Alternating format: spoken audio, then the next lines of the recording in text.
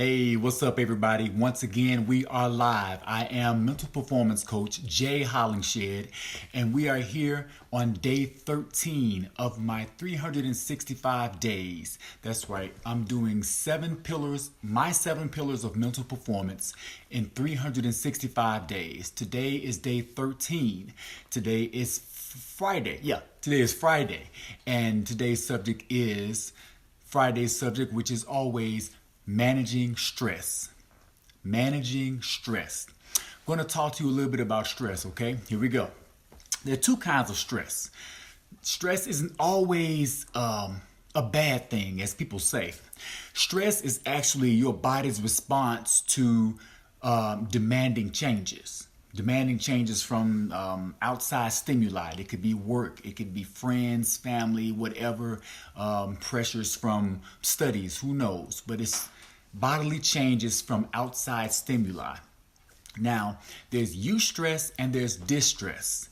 Eustress is a good stress because that stress, it's seen as a motivator. It also provides you with, it gives you energy. Eustress has certain characteristics. The certain characteristics of eustress are, like I said, it's a motivator, it's a focusing energy, and it's basically short term.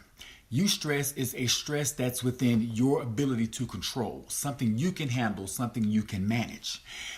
It also feels exciting. That's what eustress does. And eustress improves your performance. Now, on the other hand, there's distress. Distress is the negative type of stress. Distress has characteristics such as it causes anxiety or worry. Distress can be short-term or long-term. Distress, unlike eustress, distress is outside of your control, something you cannot control. Also, distress, it gives you a feeling of, it gives you a draining feeling, like you're being drained, like, oh, I'm so tired, like this is stressing me out. Anytime you get negatively stressed out or distressed, you have a low energy level, you are drained. So distress has a characteristic of draining. Also, it decreases your performance, unlike eustress, which improves or increases your performance. Now, I have 3 tips. 3 tips to help you handle negative stress or distress, being that that's what we all seem to have a problem with the majority of the time. Tip number 1, understand that you cannot control everything. Don't just understand it, but understand and accept the fact that you cannot control everything. Once you get that understanding and you accept it up here in your mind, that's half the battle right there.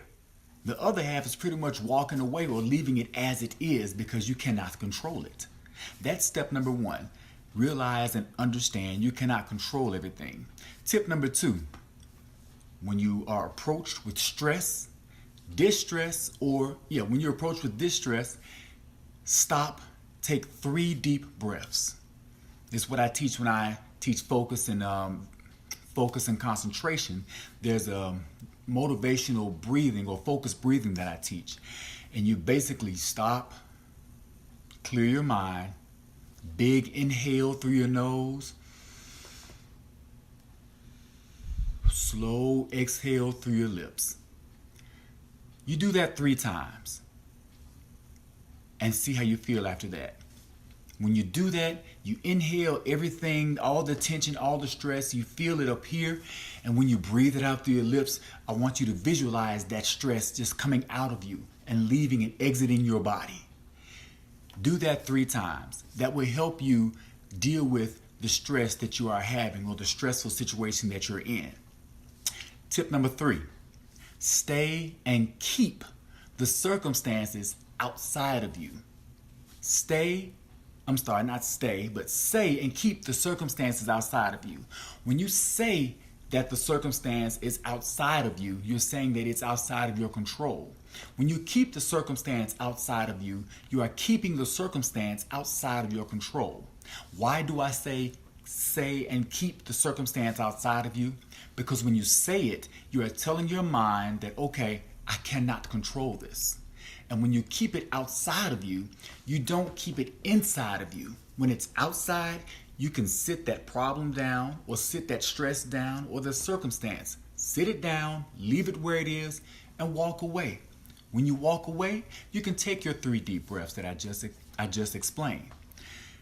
If it's inside of you, the stress is inside of you, it becomes emotional baggage, and you carry that with you everywhere you go. There's no separating the two. There's no separating you from the stress. You become the stress, and then it becomes distress that's really harmful because it starts to hurt you internally. High blood pressure, things of that nature. So make sure you adhere to tip number 3, which is say and keep the circumstance outside of you.